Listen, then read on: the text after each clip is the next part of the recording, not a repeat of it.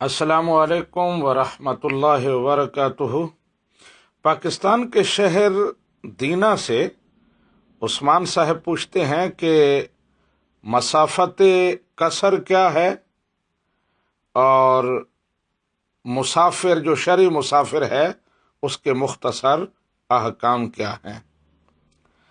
جی عثمان صاحب، گزارش یہ ہے کہ مسافت قصر یعنی وہ مسافت جس سے بندہ شرعی مسافر بن جاتا ہے، جدید پیمانوں کے مطابق 98.73 کلومیٹرز یا 61.35 مائلز، 98.73 کلومیٹر یا 98.35 مائل، یہ شرعی مسافت ہے۔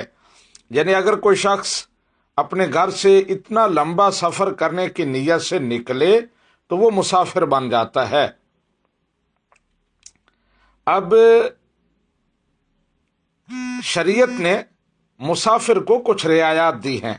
ایک تو یہ ہے کہ اگر وہ شرعی سفر پر ہے تو اسے روزہ نہ رکھنے کی رخصت ہے۔ فرض روزے وہ چھوڑ سکتا ہے، کسی اور وقت ان کی قضا کر سکتا ہے، اور اسی طرح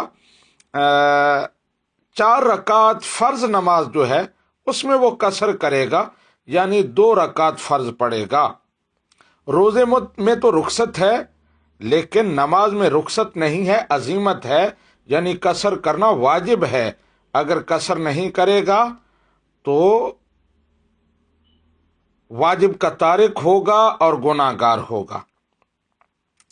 اب اگر کوئی شخص اتنے سفر پر نکلتا ہے تو سفر میں وہ قصر کرے گا، اور جہاں جا رہا ہے وہاں پہنچے تو اگر اس کا ارادہ وہاں 14 دن یا اس سے کم رہنے کا ہے تو وہ وہاں بھی مسافر ہی رہے گا، وہ قصر کرے گا۔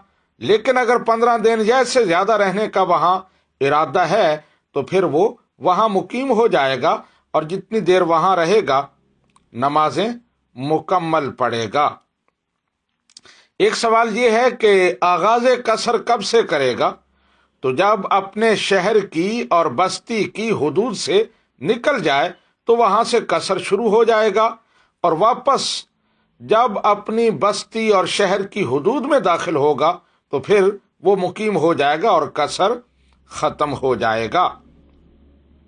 میں نے عرض کیا کہ جہاں آپ منزل مقصود پر گئے ہیں وہاں 15 دن یا اس سے زیادہ رہنے کا ارادہ ہو تو پھر آپ مقیم ہو جاتے ہیں، اور 14 دن یا اس سے کم رہے ہیں تو وہاں بھی آپ مسافر ہی رہیں گے۔